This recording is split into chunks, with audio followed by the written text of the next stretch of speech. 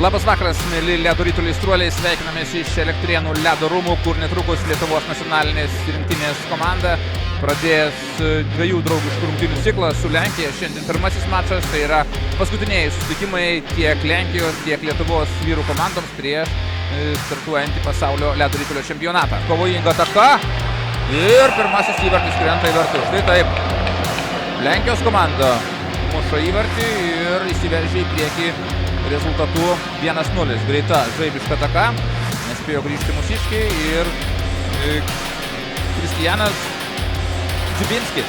Varžovų zona rytulys. Perdavimas ir čia šansas, įvartis! Pavyksta mūsiškėmis įvykti.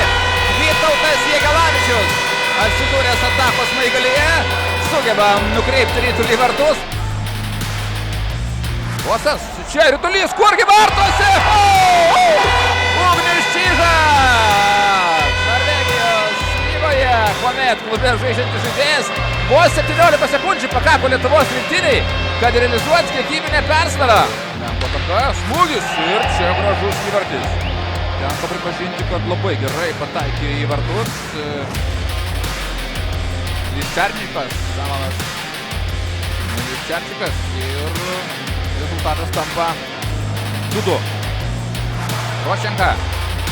Trečią kartą realizuojame kiekybinę persvarą paeiliui.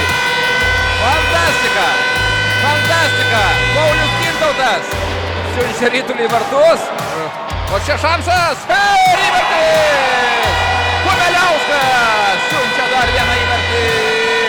Svečių komandos vartus. Dabar rezultatas tampa 4-2 ir pasižymėjo po greitos atakos mūsų komandos žaidėjas Kumeliauskas.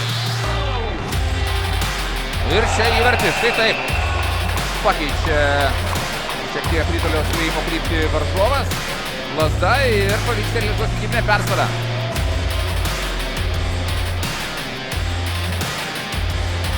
Geras perdavimas. Ir įvartis! Štai taip. Tadas Kumeliauskas. 5-3.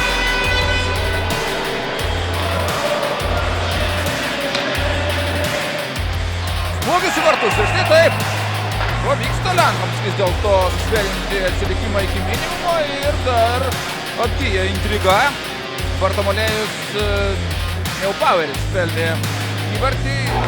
Lenkų pavojinga ataka ir čia 1-1.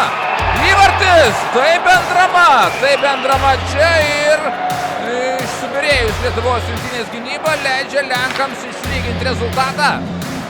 Likus žaisti 8 sekundės, Lenkai lygina rezultatą. Drama čia Elektrėnuose tęsiasi. Čia pavojinga gali būti ir Lenkai pelno įvartį. Vis dėlto taip, per pratęsimą Lenkai sugeba išplėšti pergalę tikslių smūgių. Tas pats Kristijanas Džibinskis, kuris įmušė pirmą įvartį, pelno dabar pergalingą įvartį. Tai kontrolinis mačas.